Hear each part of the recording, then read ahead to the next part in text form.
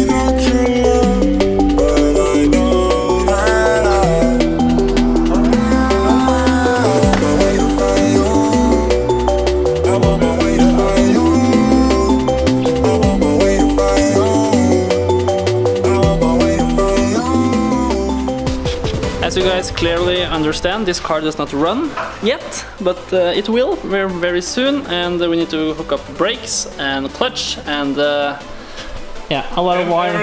Everything! But we got a lot of parts to install, like almost too much. Oh yeah.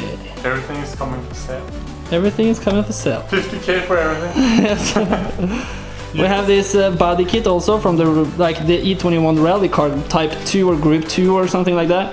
So that's pretty cool, with a front lip or front bumper and some like side skirts and stuff like that, and some like wider fenders here. We're not going to install them though, we're going to sell them, but it would be kind of cool to get this car really wide and cool, especially when it's painted in that classical rally group 2 color, the orange one.